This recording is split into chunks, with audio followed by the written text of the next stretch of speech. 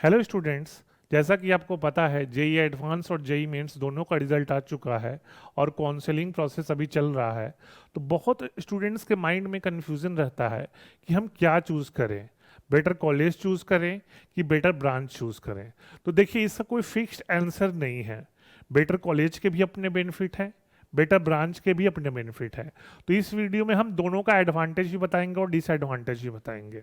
देखिए, सबसे पहले मान लीजिए अगर आप बॉम्बे के हैं रहने वाले और आप डिसाइड कर लिए हो कि आईआईटी बॉम्बे ही हमको लेना है, या फिर आप दिल्ली के रहने वाले हो डिसाइड कर लियो आईआईटी दिल्ली ही लेना है, या कोलकाता के रहने वाले हो आईआईटी खड़गपुर डिसाइड कर लिए हो, या चेन्नई के रहने वाले हो आईआईटी चेन्नई डिसाइड कर लिए हो, तो वहाँ पे तो फिर कोई डिस्कशन है ही नहीं। अगर आप बचपन से ही डिसाइड कर लिए थे कि हमको आईआईटी दिल्ली या बॉम्बे में ही जाना है, तो फिर वहाँ पे तो कोई डिस्कशन बनता ही नहीं है, क्योंकि अपने जब बचपन से ही जो आपका ड्रीम कॉलेज है तो फिर उसी में जाओ, है तो नहीं तो बाद में आप रिग्रेट करोगे। जो आप चीज़ बचपन से सोच रहे हो मेरे अनुसार वही जाना चाहिए, क्योंकि नहीं तो बाद में आप रिग्रेट करोगे कि हम जब बचपन से आईआईटी बॉम्बे सोचे हुए थे तो फिर हम आईआईटी कानपुर क्यों चले गए, है ना।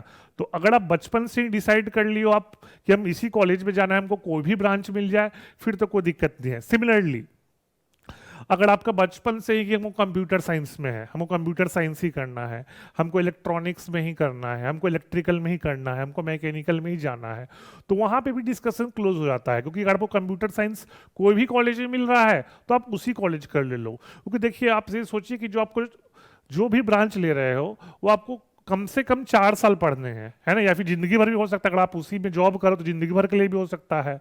तो अगर आपका बचपन से था कि मुझे कंप्यूटर साइंस लेना है और आप मैकेनिकल ले लिए, तो फिर बाद में कॉलेज में जाके फिर सेकंड थॉट्स आने लगेगा, रिग्रेट करने लगोगे कि फिर हम मैकेनिकल क्यों ले लिए।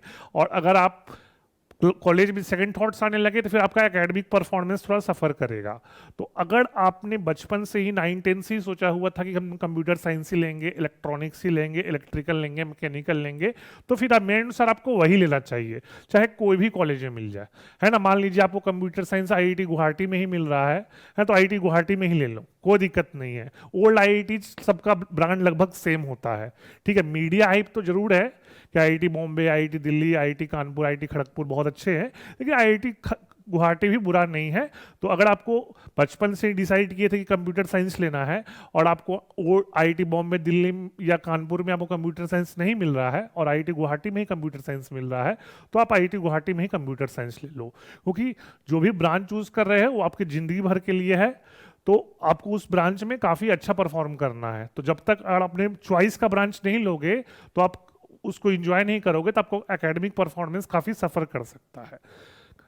डिस्कशन कब होता है? जब, है ना, आप डिसाइडेड नहीं हो। बहुत लोग बचपन से डिसाइड नहीं करते कि हमको यही आईआईटी में जाना है या हमको यही ब्रांच लेना है।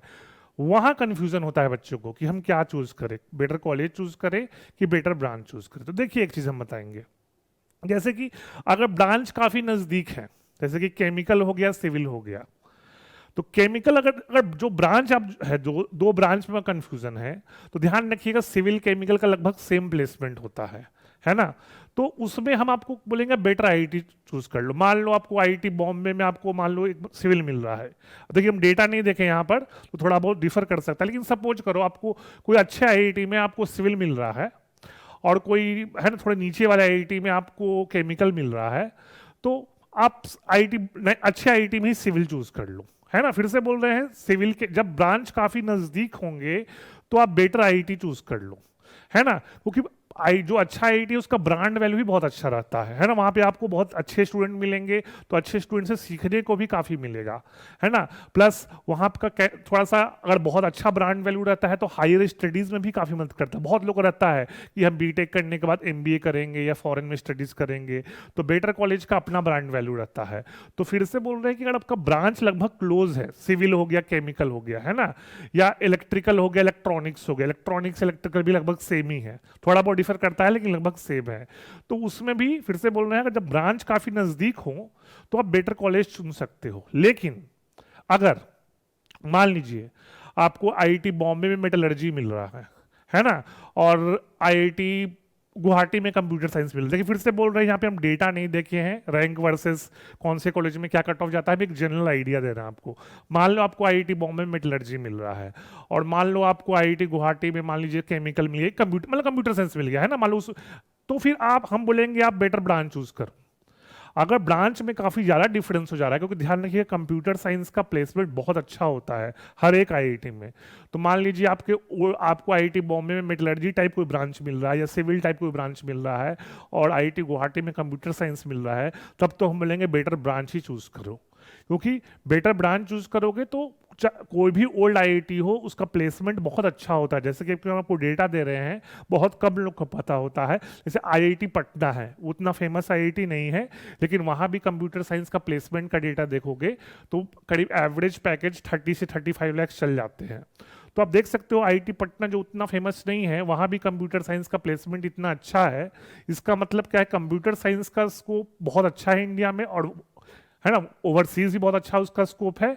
तो अगर आपको कोई लोअर आईआईटीज में भी अगर अच्छा ब्रांच मिल जाए, बहुत अच्छा ब्रांच मिल रहा है, तो आपको चूज कर सकते हो, है ना। सिमिलरली मान लीजिए आपको कोई लोअर आईआईटी में इलेक्ट्रॉनिक्स मिल रहा है ना, और आपको है ना हायर आईआईटीज में मान लीजिए ओल्डर आईआईटीज और न्यूअर आईआईटीज, मान लीजिए आपको आईआईटी बॉम्बे में मान लीजिए आपको मिल रहा है सिविल मिल रहा है, और मान लो आईआईटी बीएचयू में आपको इलेक्ट्रॉनिक्स मिल रहा है, तो यहाँ भी ब्रांच में बहुत डिफरेंस है।